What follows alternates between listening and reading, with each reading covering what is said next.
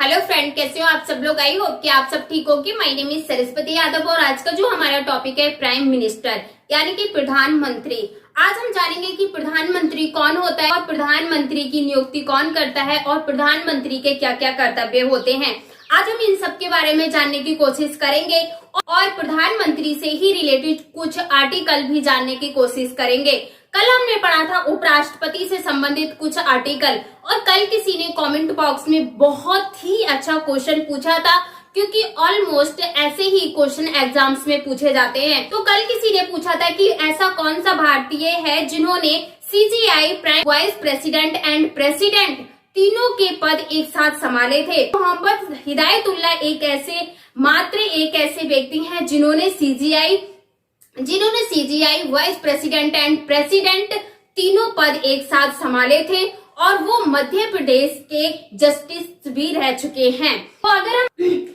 आज हम बात करें प्राइम मिनिस्टर की यानी कि प्रधानमंत्री की, तो अगर हम बात करें प्रधानमंत्री की, तो जो हमारा प्रधानमंत्री होता है, जो हमारी संसदीय व्यवस्था होती है, हमारा जो मेन जो हमारा डिस्कशन होगा वो राष्ट्रपति और प्रधानमंत्री को लेके होगा। तो अगर हम बात करें कि हमारा जो प्रधानमंत्री होता है, इसकी जो हमारी जो संसदीय व्यवस्था होती है, इसमें क्या होता है, जो संसदीय व्यवस्था की जितनी भी कार्य शक्ति होती है वो हमारे प्रधानमंत्री में निहित होती हैं। तो हमारा राष्ट्रपति होता है, इसमें जो हमारी संसदीय व्यवस्था या जो हमारी संसदीय व्यवस्था कार्य प्रणाली होती है, इसमें जो हमारा राष्ट्रपति होता है भाई एकमात्र प्रमुख होता है। तो अगर हम बात करें संसदीय प्रणाली की, अगर हम बात करें संसदीय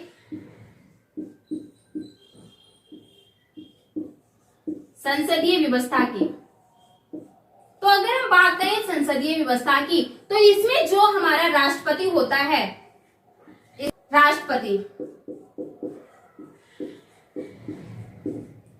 इसमें एक राष्ट्रपति होता है और प्रधानमंत्री।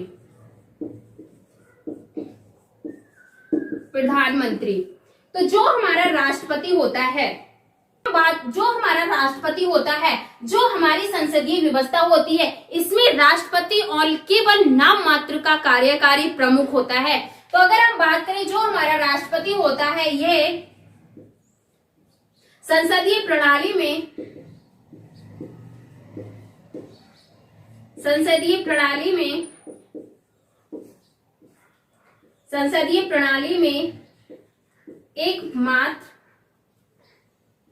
एक नाम मात्र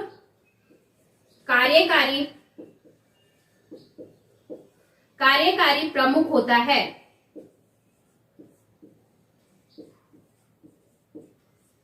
एक कार्यकारी प्रमुख होता है। लेकिन जो हमारा प्रधानमंत्री होता है, जो हमारा प्राइम मिनिस्टर होते हैं, जिनकी संसदीय व्यवस्था की जितनी भी कार्य शक्ति होती हैं, ये हमारे प्रधानमंत्री में निहित है।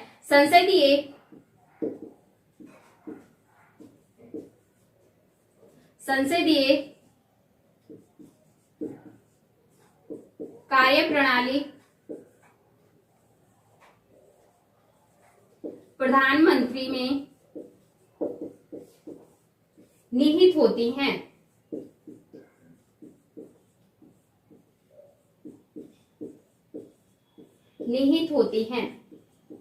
जो हमारा प्रधानमंत्री होता है, जो हमारी संसदीय कार्य प्रणाली या संसदीय व्यवस्था में जितनी भी शक्तियां होती हैं वो हमारे प्रधानमंत्री है उसमें निहित होती हैं। लेकिन जो संसदीय कार्य प्रणाली में या संसदीय व्यवस्था में जो हमारा राष्ट्रपति होता है भाई एक नाम मात्र का प्रमुख होता है। रियल में जो हमारे कार्य प्रणाली का जो प्रमुख होता है वह हमारा प्रधानमंत्री होता है।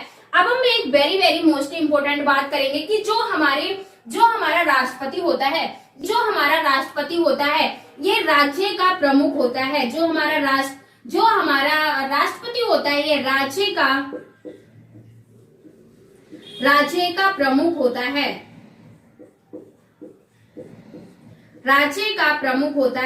जो हमारा राष्ट्रपति होता है ये राज्य का प्रमुख होता है। लेकिन जो हमारा प्रधानमंत्री होता है ये सरकार का प्रमुख होता है। जो हमारा प्रधानमंत्री होता है यह सरकार का प्रमुख होता है, सरकार का प्रमुख होता है। यहाँ से very very most important question बनता है कि हमारा जो प्रधानमंत्री होता है ये क्या राज्य का प्रमुख होता है या सरकार का प्रमुख होता है या फिर किसी का भी प्रमुख नहीं होता है। तो जो हमारा प्रधानमंत्री होता है ये सरकार का प्रमुख होता है, लेकिन जो हमारा राष्ट्रपति होता है ये हमारा राज्य का प्रमुख होता है। अगर हम बात करें कि जो हमारे प्रधानमंत्री की नियुक्ति से रिलेटेड, तो संविधान में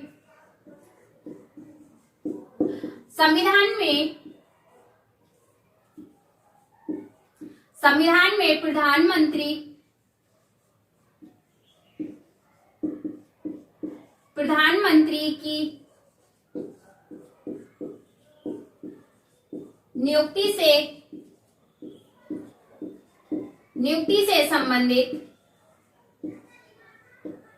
नियुक्ति से संबंधित कोई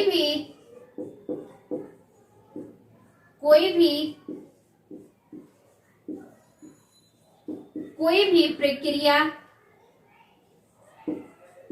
नहीं दी गई है,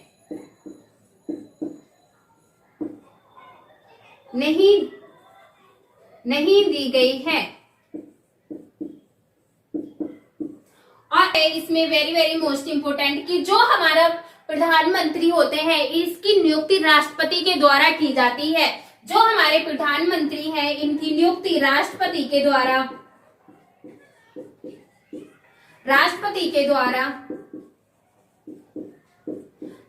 की जाती है, राष्ट्रपति के द्वारा की जाती है। लेकिन ऐसा भी नहीं है कि राष्ट्रपति जिसे चाहे उसके लिए प्रधानमंत्री बना दे, नहीं। इसके लिए हमारी सरकार संसद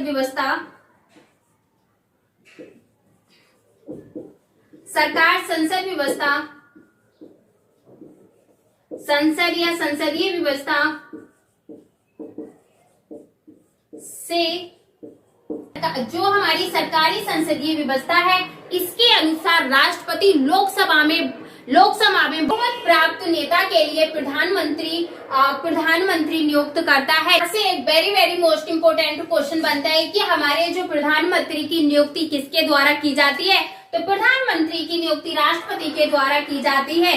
क्या राष्ट्रपति अपने मन चाहे व्यक्ति के लिए प्रधानमंत्री बना सकता है? तो नहीं, इसके लिए सरकारी संसदीय व्यवस्था के तहत या व्यवस्था के अनुसार। और हम नेक्स्ट पॉइंट की बात करें तो इसमें द्वारा इस विवेक स्वतंत्रता का प्रयोग प्रथम बार 1979 में किया गया था। तो यहाँ से भी जो हमारा राष्ट्रपति ने विवेक स्वतंत्रता का प्रयोग कब किया? तो राष्ट्रपति ने विवेक स्वतंत्रता का प्रयोग 1979 में किया। नेक्स्ट है हमारा तत्कालीन राष्ट्रपति नीलम संजीवन रेड्डी ने मोरारजी देसाई वाली जनता पार्टी के सरकार के पतन होने के बाद यहाँ से एक very very most important question बनता है कि किसकी पार्टी थी जिसका पतन हो गया था। तो मोरार देसाई वाली पार्टी थी जिसका पतन होने के कारण संजीवन रेड्डी ने चरण सिंह को प्रधानमंत्री नियुक्त किया। इसमें very very most important point है कि अगर जो हमारा राष्ट्रपति होता है यह अपने पूर्व या अपने थ्रू किसी को प्रधानमंत्री बनाने का अगर निर्णय लेता है तो किस कंडीशन में ले सकता है। ये जो हमारा राष्ट्रपति होता है ये किसी को अगर प्रधानमंत्री बनाता है तो ये अपनी मर्जी से दो कंडीशन में प्रधानमंत्री बना सकता है। एक कंडीशन है कि किसी जो हमारा पहले का प्रधानमंत्री है अगर इसकी अचानक मृत्यु हो गई है या हत्या कर दी गई है, तो क्या उसकी मृत्यु हो गई है और उसकी जगह उसका कोई भी उत्तराधिकारी नहीं है, तो क्या करेगा? राष्ट्रपति प्रधानमंत्री की अपनी मर्जी से नियुक्ति कर सकता है। और यह एक बार 1984 में इंदिरा गांधी की मृत्यु हुई थी तब ऐसा किया गया था। तब क्या हुआ था कि जो राष्ट्रपति हमारे ज्ञानी जैल सिंह है इन्होंने राजीव गांधी को प्रधानमंत्री नियुक्त किया था। क्या हुआ, जो हमारी इंदिरा गांधी है इनकी मृत्यु 1984 में हो गई थी। अचानक इनकी मृत्यु होने के बाद राष्ट्रपति ने ज्ञानी जैल सिंह ने राजीव गांधी को प्रधानमंत्री नियुक्त किया था और राष्ट्रपति ने अपने मनपसंद का प्रधानमंत्री चुना है। उसके बाद अगर सत्ताधारी दल एक नया नेता चुनता है, सत्ताधारी दल अगर एक नया नेता चुनता है तो राष्ट्रपति के पास उसे प्रधानमंत्री नियुक्त करने के बाद उसके पास दूसरा कोई भी ऑप्शन नहीं होगा। तो जो हमारी सत्ताधारी दल होती है, अगर इन्होंने प्रधानमंत्री को सिलेक्ट कर रखा है तो राष्ट्रपति को यह मानना होगा कि राष्ट्रपति को उसी नेता को प्रधानमंत्री नियुक्त करना होगा।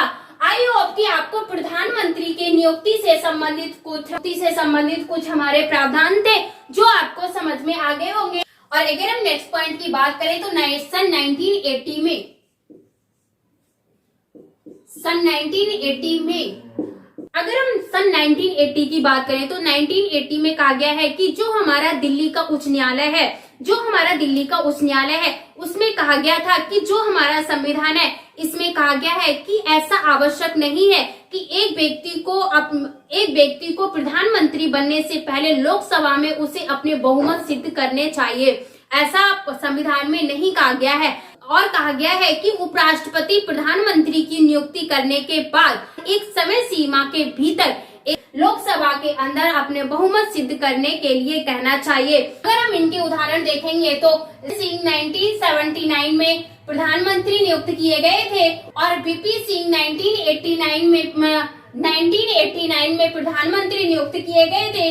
अगर हम चंद्रशेखर जी की बात करें तो ये 1990 में प्रधानमंत्री नियुक्त किए गए थे। हम बीपी सिंह नरसिम्हा राव की बात करें तो यह 1991 में प्रधानमंत्री नियुक्त किए गए थे। अगर हम अटल बिहारी वाजपेयी की बात करें तो अटल बिहारी वाजपेयी 1996 में प्रधानमंत्री नियुक्त किए गए थे। अगर हम बात करें एस.डी. देवगौड़ा की तो ये 1996 में प्रधानमंत्री नियुक्त किए गए थे। अगर हम आई के गुजराल की बात करें तो आई के गुजराल 1997 में प्रधानमंत्री नियुक्त किए गए थे। और अगर अटल बिहारी वाजपेयी की बात करें तो यह 19 में प्रधानमंत्री नियुक्त किए गए थे। जो हमारे अटल बिहारी वाजपेयी है इनको 2 बार प्रधानमंत्री बनाया गया था। एक बार 1996 में प्रधानमंत्री बनाया गया था और सेकंड बार इन्हें 1998 में प्रधानमंत्री बनाया गया था। तो यहाँ से very very most important question बनता है कि हमारे जो अटल बिहारी वाजपेयी हैं इन्होंने प्रधानमंत्री का पद कितनी बार संभाला है, तो इन्होंने प्रधानमंत्री का पद 2 बार संभाला है या प्रधानमंत्री के पद पर 2 बार इन्होंने कार्य किया है। और यहाँ से एक very very most important question बनता है कि जो हमारे चंद्रशेखर थे इनको प्रधानमंत्री कब बनाया गया था, तो इनको 1990 में प्रधानमंत्री नियुक्त किया गया था। और यहाँ से एक very very most important question बनता है कि जो हमारे बीपी नरसिम्हा राव है इनको प्रधानमंत्री कब बनाया गया था, तो इनको 1991 में प्रधानमंत्री नियुक्त किया गया था। ये 3 question very very most important है और ये एग्जाम्स में पता नहीं कितनी बार पूछे गए हैं। कंटिन्यू एग्जाम्स में किसी ना किसी रूप में ये देखने को मिलते हैं। तो आई होप कि आपको ये समझ में आ गए होंगे कि किस व्यक्ति को कब कब हमारा प्रधानमंत्री नियुक्त किया गया था। हमारे प्रधानमंत्री से रिलेटेड जो आर्टिकल है उनके बारे में हम कल की क्लास में चर्चा करेंगे। और अगर आपको क्लास अच्छी लगी है तो प्लीज ज्यादा से ज्यादा लाइक एंड शेयर करें। और अगर किसी भी पॉइंट में कोई भी कंफ्यूजन है तो प्लीज कमेंट बॉक्स में उसके लिए मुझे बताएं। टीचर अकेडमी यूट्यूब चैनल पर पहली बार विजिट कर रहे हो तो प्लीज चैनल को सब्सक्राइब बटन बेल आइकन को प्रेस कर दीजिए जिससे कि आने वाली हर वीडियो का नोटिफिकेशन आप तक पहुंच जाए। कल भी हमने प्राइम मिनिस्टर के ही बारे में जानने की कोशिश की थी और आज भी हम प्राइम मिनिस्टर के ही बारे में जानेंगे। आज हम प्राइम मिनिस्टर से रिलेटेड कुछ आर्टिकल के बारे में डिस्कस करेंगे। तो वो आर्टिकल डिस्कस करने से पहले जरा हम वेरी वेरी मोस्ट इम्पोर्टेंट एक पॉइंट है उसको समझने की कोशिश करते हैं। तो पहले अगर हम बात करें हमारा प्राइम मिनिस्टर होता है, यह मंत्री परिषद के प्रमुख होते हैं। तो पहले हम डिस्कस करेंगे कि हम जो हमारे प्राइम मिनिस्टर प्राइम मिनिस्टर हमारे जो मंत्री परिषद के प्रमुख होते हैं वो मंत्री परिषद क्या होती है। तो अगर हम मंत्री परिषद की बात करें तो जो हमारी मंत्री परिषद है, तो जो हमारी मंत्री परिषद होती है इसमें प्रमुख 3 मंत्री होते हैं। इसमें प्रमुख 3 मंत्री होते हैं, कैबिनेट मंत्री, राज्य मंत्री और उप मंत्री मंत्री परिषद के प्रमुख मंत्री होते हैं। तो हमारी जो मंत्री परिषद होती है इसमें प्रमुख तीन मंत्री होते हैं। एक होता है कैबिनेट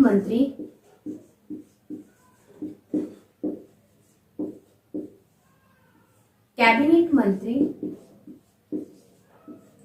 और होता है राज्य मंत्री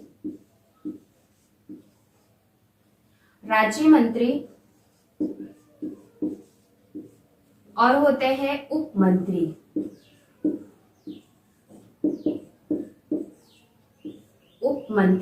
तो जो हमारा कैबिनेट मंत्री होता है, जो हमारा कैबिनेट शब्द है इसको संविधान में पहले नहीं जोड़ा गया था। जो हमारा कैबिनेट शब्द है इसको संविधान में पहले नहीं जोड़ा गया था। इसको 44वें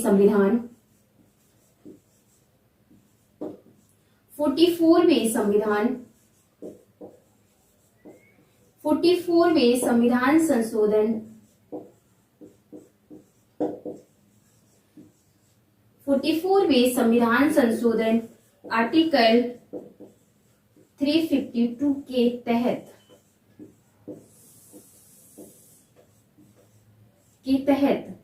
कैबिनेट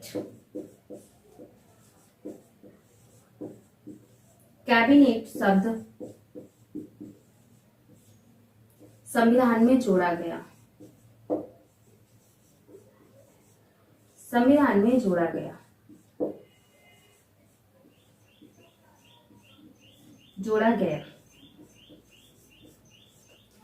तो जो हमारा कैबिनेट शब्द है ये संविधान में पहले नहीं था। इसको 44वें संविधान संशोधन के तहत आर्टिकल 352 के तहत कैबिनेट शब्द को जोड़ा गया है। और जो हमारी मंत्री परिषद होती है, मंत्री परिषद में जो हमारे 3 मंत्री होते हैं, तो जो हमारी मंत्री परिषद होती है इसके जो प्रमुख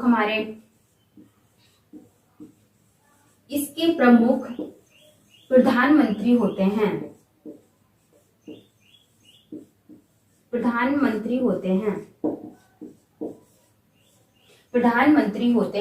तो जो हमारी मंत्री परिषद है इसके प्रमुख कौन होते हैं? तो जो हमारी मंत्री परिषद होती है इसके प्रमुख प्रधानमंत्री होते हैं। मंत्री परिषद किन किन मंत्रियों से मिलकर बनी होती है? तो मंत्री परिषद हमारी प्रमुख 3 मंत्रियों से मिलकर बनी होती है। कैबिनेट मंत्री, राज्य मंत्री और उप मंत्री से मिलकर मंत्री परिषद बनी होती है। कई बार एग्जाम्स में क्वेश्चन आया कि जो हमारी मंत्री परिषद होती है इसका प्रमुख कौन होता है? तो जो हमारी मंत्री परिषद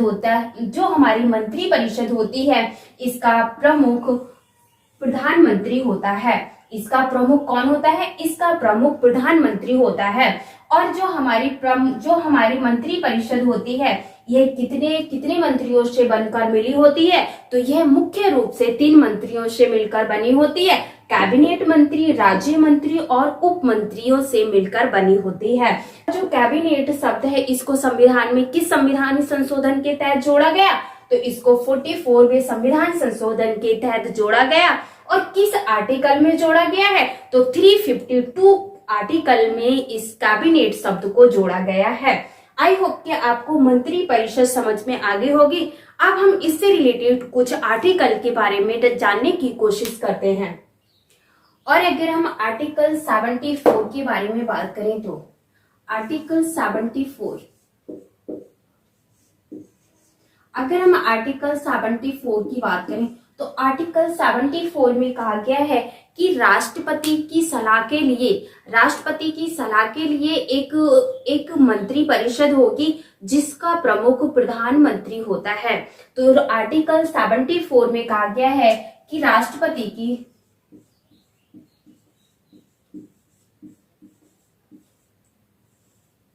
राष्ट्रपति की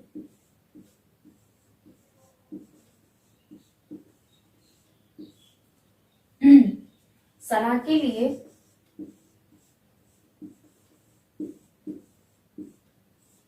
लिए एक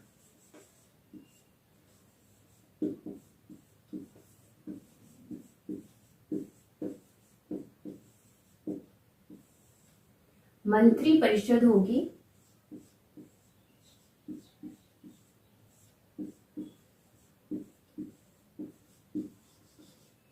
जिसका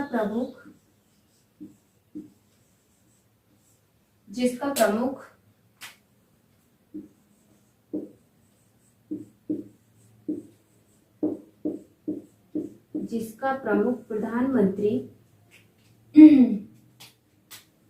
होता है।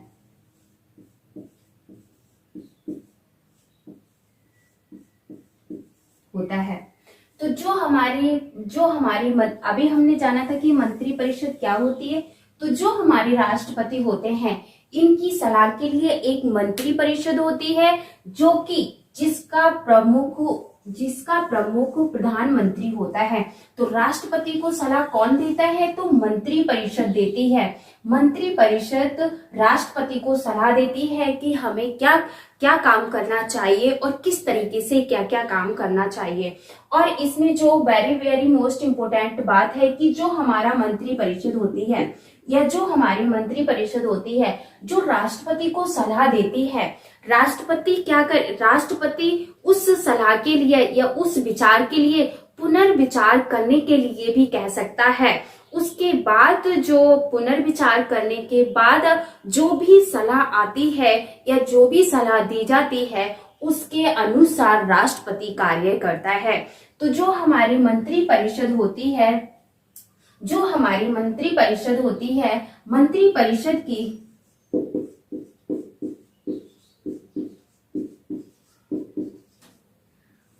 परिषद की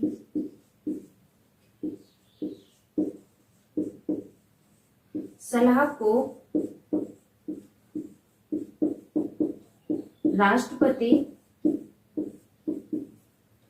राष्ट्रपति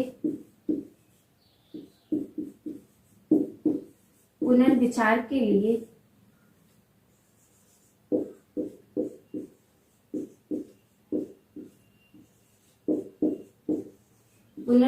के लिए बोल सकता है।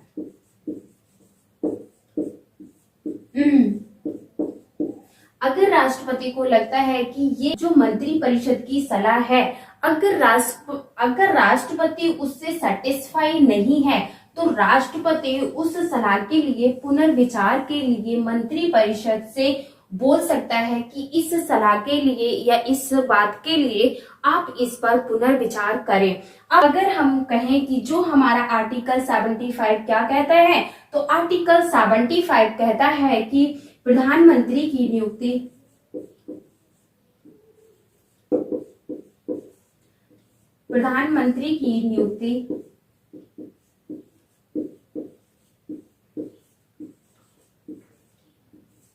राष्ट्रपति के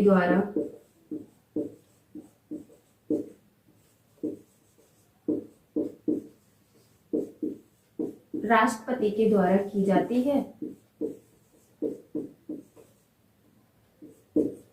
जाती है, लेकिन और मंत्रियों की नियुक्ति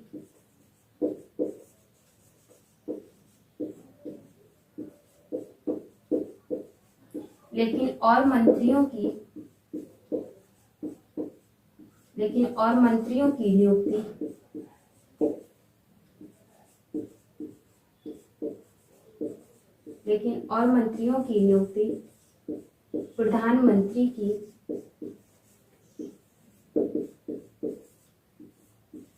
की सिफारिश पर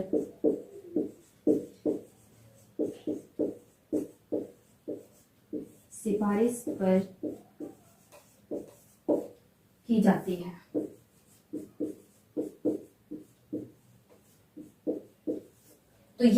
तो जो हमारा आर्टिकल 75 क्या कहता है? आर्टिकल 75 कहता है कि जो हमारे राष्ट्रपति हैं, राष्ट्रपति के द्वारा प्रधानमंत्री की नियुक्ति की जाती है, प्रधानमंत्री की नियुक्ति की जाती है, लेकिन प्रधानमंत्री की सिफारिश से और मंत्रियों की नियुक्ति की जाती है। प्रधानमंत्री की सिफारिश से ही और मंत्रियों की नियुक्ति की जाती है। तो आई होप कि आपको आर्टिकल 75 समझ में आ गया होगा। अगर हम आर्टिकल 78 के बारे में बात करें तो आर्टिकल 78 में प्रधानमंत्री के कर्तव्य का वर्णन किया गया है या प्रधानमंत्री के कर्तव्यों के बारे में चर्चा की गई है।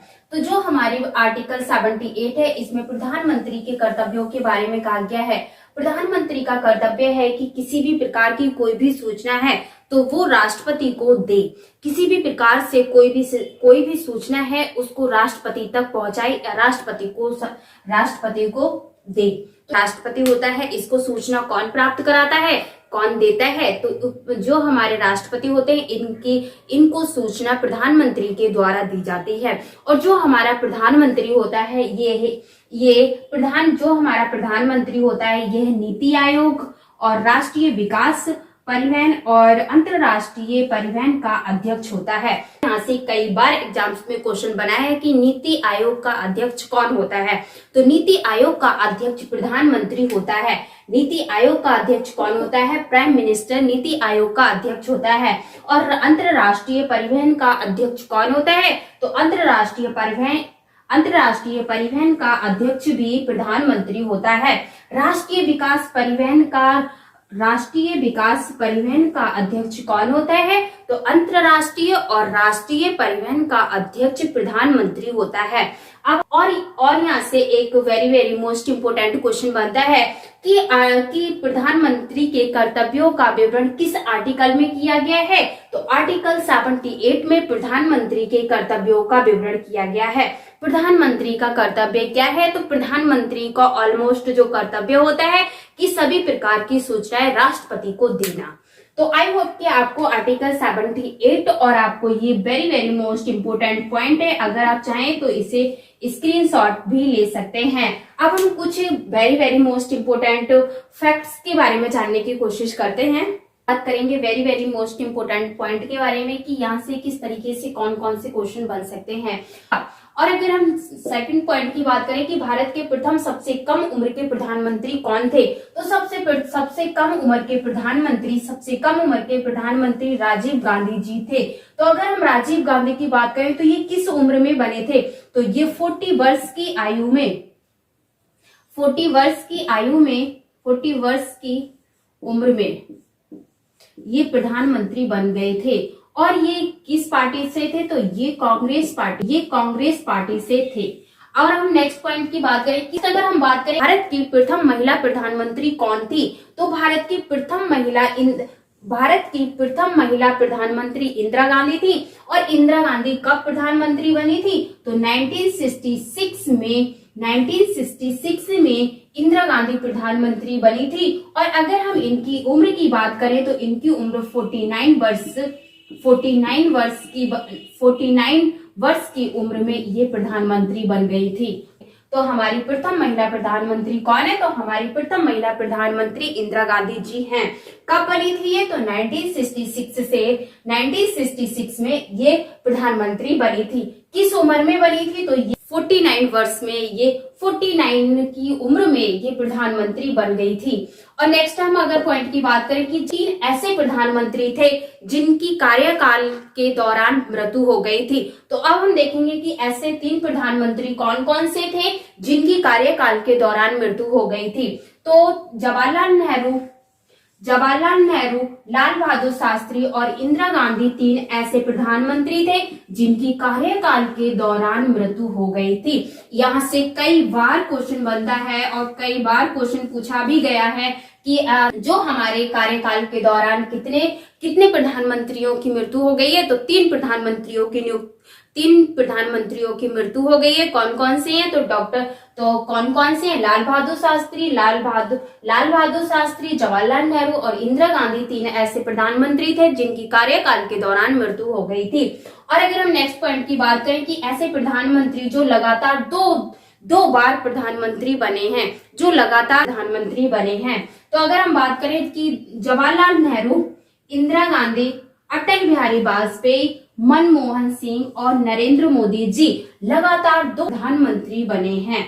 लगातार 2 प्रधानमंत्री बने हैं। तो लगातार बात करें नेक्स्ट पॉइंट की, तो नेक्स्ट पॉइंट है कि पहले गैर कांग्रेसी प्रधानमंत्री कौन रहे हैं।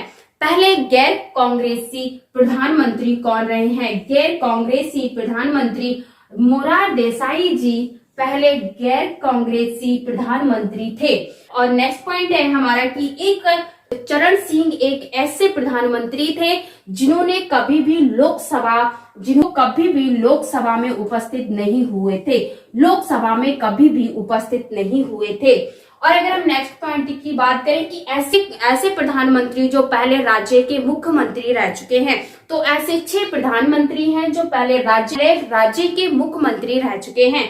तो अगर हम बात करें मोरार देसाई जी की, तो ये पहले मुख्यमंत्री रह चुके हैं। और अगर हम बात करें चौधरी चरण सिंह की, तो ये भी राज्य के पहले मुख्यमंत्री रह चुके हैं। अगर हम विश्वनाथ प्रताप सिंह की बात करें, तो ये भी राज्य के मुख्यमंत्री रह चुके हैं। BV Narasimha Rao and SD Devegowda and Narendra Modi ji राज्य के मुख्यमंत्री रह चुके हैं। तो अगर यहाँ से अगर हम क्वेश्चनों की बात करें कि यहाँ से किस तरीके से क्वेश्चन बनते हैं, यहाँ से very very most important question बनता है कि भारत के प्रथम प्रधानमंत्री कौन था। तो भारत का प्रथम प्रधानमंत्री जवाहरलाल नेहरू जी थे।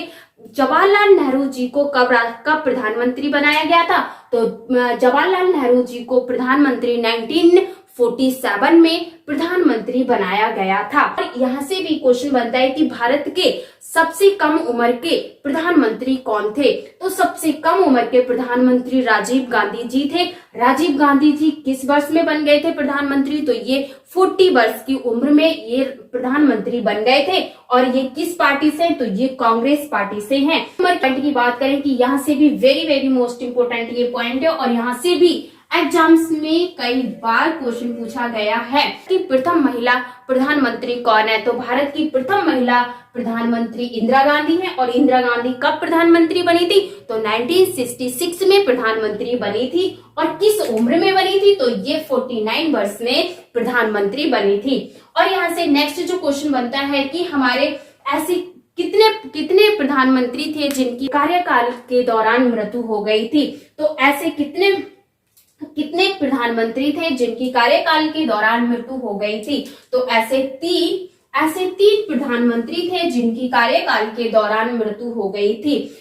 तो कौन कौन थे, जवाहरलाल नेहरू एंड लाल बहादुर शास्त्री एंड इंदिरा गांधी 3 ऐसे प्रधानमंत्री थे जिनकी कार्यकाल के दौरान मृत्यु हो गई थी। और यहाँ से नेक्स्ट क्वेश्चन बनता है कि कितने प्रधानमंत्री ऐसे हैं जो पहले राज्य के मुख्यमंत्री रह चुके हैं। तो 6 ऐसे प्रधानमंत्री हैं जो पहले राज्य के मुख्यमंत्री रह चुके हैं। और एक इसमें very very most important point छूट रहा है, तो मैं इसको यहाँ लिख देती हूँ। कि जो प्रधानमंत्री की उम्र कितनी होती है, तो प्रधानमंत्री की उम्र 25 वर्ष होती है। प्रधानमंत्री की उम्र कितनी वर्ष की होती है, तो प्रधानमंत्री की उम्र 25 ईयर्स की होती है। यानी कि अगर आपको प्रधानमंत्री बनना है तो पहले आप 25 ईयर्स कंप्लीट कर लो, उसके बाद आप प्रधानमंत्री बन सकते हो। तो आई होप कि आपको हमारे जो प्राइम मिनिस्टर थे इनके बारे में अच्छे से समझ में आ गया होगा। अगर आपको इसके पहले के पार्ट देखने हैं तो प्लीज नीचे डिस्क्रिप्शन में लिंक दिया हुआ है, आप इससे पहले की क्लासेस और भी देख सकते हैं। तो हम अपना टॉपिक स्टार्ट करते हैं प्राइम मिनिस्टर। तो प्राइम मिनिस्टर वैसे तो हमारा फिनिश हो चुका था, लेकिन उसमें से कुछ इंपोर्टेंट बातें बची हुई थी। प्रधानमंत्री थे, लेकिन जो सबसे ज्यादा उम्र के प्रधानमंत्री हैं ये हमारे हैं मोरारजी देसाई। तो सबसे ज्यादा उम्र के प्रधानमंत्री कौन है, तो सबसे ज्यादा उम्र के प्रधानमंत्री हमारे मोरारजी देसाई। और अगर हम इनके प्रधानमंत्री बनने के कार्यकाल के बारे में बात करें तो ये 24 मार्च 1977 से 28 जुलाई 1979 तक ये प्रधानमंत्री के पद पर रहे थे। तो अगर और हम एक वेरी वेरी मोस्ट इम्पोर्टेंट बात जानेंगे कि जो हमने कल की क्लास में हमने पढ़ा था कि 6 ऐसे प्रधानमंत्री हैं जो पहले किसी राज्य के मुख्यमंत्री रह चुके थे।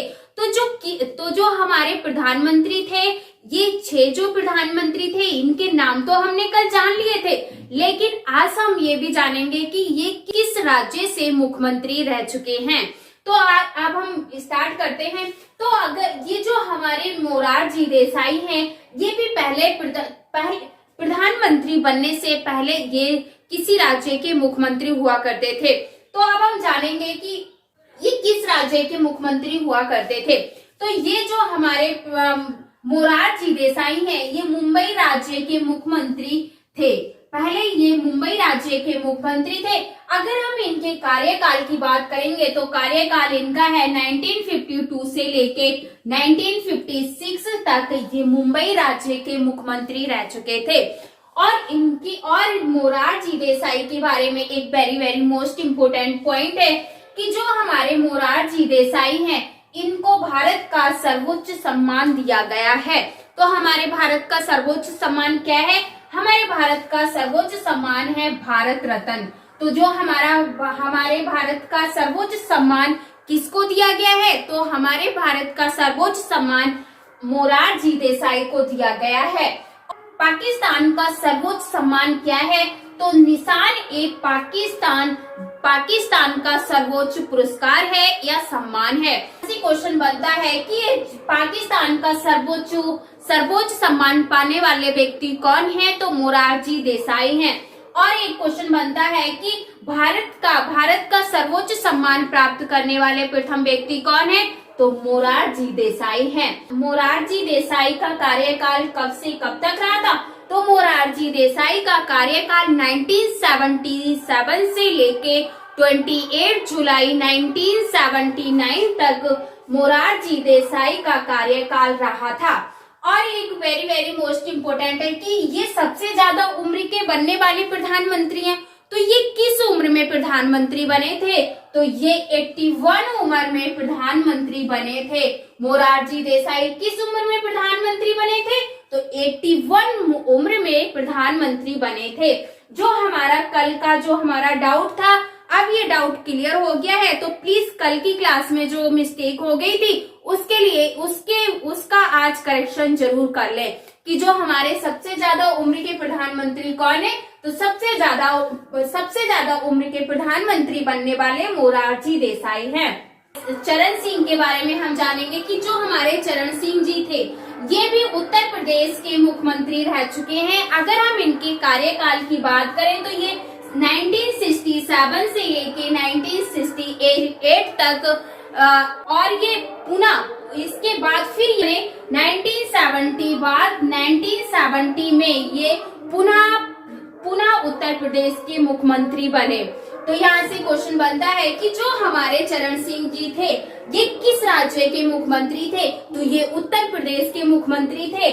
और भी एक क्वेश्चन बनता है कि जो हमारे चरण सिंह जी थे, ये उत्तर प्रदेश के मुख्यमंत्री बने थे, तो इनका कार्यकाल क्या था? तो इनका कार्यकाल 90 से लेके 1968 तक इनका कार्यकाल रहा है। और एक क्वेश्चन बनता है कि जो हमारे चरण सिंह जी हैं, ये पुनः उत्तर प्रदेश के मुख्यमंत्री कब बने थे? तो ये उत्तर प्रदेश के पुनः मुख्यमंत्री 1970 में बने थे। और नेक्स्ट है हमारा बीपी सिंह। अगर हम बीपी सिंह की बात करें तो ये भी उत्तर प्रदेश के मुख्यमंत्री रह चुके हैं। और इनके कार्यकाल की बात करेंगे तो दिसंबर 1989 से लेकर नवंबर 1990 तक ये उत्तर प्रदेश के मुख्यमंत्री थे। और इसके बाद हमारे जो नेक्स्ट है बीपी नरसिम्हा राव। अगर हम बीपी नरसिम्हा राव की बात करें, ये very very most important point है। और ये वाला क्वेश्चन यहाँ से कई बार क्वेश्चन पूछा गया है। दक्षिण भारत के प्रथम प्रधानमंत्री कौन है? यहाँ से क्वेश्चन कई बार पूछा गया है कि दक्षिण भारत के प्रथम प्रधानमंत्री कौन है? तो दक्षिण भारत के प्रथम बनने वाले प्रधानमंत्री नरसिम्हा राव हैं। बीपी नरसिम्हा राव दक्षिण भारत के बनने वाले प्रथम प्रधानमंत्री थे। दक्षिण भारत के बनने वाले प्रथम प्रधानमंत्री थे। और अगर हम इनके मुख्य कार्यकाल की बात करेंगे तो कार्यकाल इनका है 1991 से लेके 1996 तक इनका कार्यकाल है। और अगर हम इनके मुख्यमंत्री की बात करेंगे तो ये आंध्र प्रदेश के मुख्यमंत्री रह चुके थे। और अगर इनके कार्यकाल की बात करेंगे तो इनका कार्यकाल 1971 से लेके 1973 तक इनका कार्यकाल रहा था। तो यहाँ से भी ये भी क्वेश्चन बनता है कि जो भी नरसिम्हा राव है ये किस राज्य के मुख्यमंत्री थे, तो ये आंध्र प्रदेश के मुख्यमंत्री थे। और अगर इनके कार्यकाल के बारे में पूछेगा तो 1971 से लेके 1973 तक बीपी नरसिम्हा राव मुख्यमंत्री थे। नरसिम्हा राव किस राज्य के मुख्यमंत्री थे, तो बीपी नरसिम्हा राव आंध्र प्रदेश के मुख्यमंत्री थे। और हम नेक्स्ट मुख्यमंत्रियों की बात करते हैं। और अगर हम नेक्स्ट मुख्यमंत्री की बात करें एच.डी. देवगौड़ा की, तो अगर हम एच.डी. देवगौड़ा की बात करें तो ये हमारे कर्नाटक राज्य के मुख्यमंत्री थे। और देवगौड़ा जी से एक वेरी मोस्ट इम्पोर्टेंट बात है कि तो इन्हें जून 1996 में संयुक्त मोर्चा सरकार का मुखिया बनाया गया था। सरकार का मुखिया बनाया गया था। तो यहाँ से भी वेरी मोस्ट इम्पोर्टेंट क्वेश्चन बनता है कि हमारे जो एच.डी. देवगौड़ा थे ये किस राज्य के मुख्यमंत्री थे, तो ये कर्नाटक राज्य के मुख्यमंत्री थे। और जो हमारे देवगौड़ा जी हैं इनको संयुक्त मोर्चा सरकार का मुखिया कब बनाया गया, तो इनको संयुक्त मोर्चा सरकार का मुखिया 1996 में बनाया गया था। और अगर हम नेक्स्ट प्रधानमंत्री की बात करें नरेंद्र मोदी जी, अगर हम नरेंद्र मोदी जी की बात करें तो मई 2014 में हमारे भारत के प्रधानमंत्री बने थे। और प्रधानमंत्री बनने तक ये गुजरात के मुख्यमंत्री थे। प्रधानमंत्री बनने तक ये गुजरात के प्रधानमंत्री थे। ये गुजरात में कंटिन्यू चार बार ये गुजरात के मुख्यमंत्री रह चुके हैं। कब से कब तक, तो 2001 से लेकर 2004 तक ये गुजरात के 4 बार मुख्यमंत्री रह चुके हैं। तो यहाँ से भी क्वेश्चन बनता है कि जो हमारे नरेंद्र मोदी जी है में प्रधानमंत्री कब बने थे, तो मई 2014 में ये भारत के प्रधानमंत्री बने थे। और ये प्रधानमंत्री बनने से पहले ये किस राज्य के मुख्यमंत्री थे, तो ये गुजरात राज्य के मुख्यमंत्री थे। और ये गुजरात में कंटिन्यू 4 बार मुख्यमंत्री कब बने थे, तो 2001 से लेकर 2000 गुजरात के मुख्यमंत्री रह चुके थे। आई होप कि आपने जो हमारी कल की क्लास में एक मिस्टेक हो गई थी उसको भी आज की क्लास में ठीक कर लिया होगा। और मिलते हैं अगली क्लास में, तब तक के लिए bye bye, take care, thank you so much.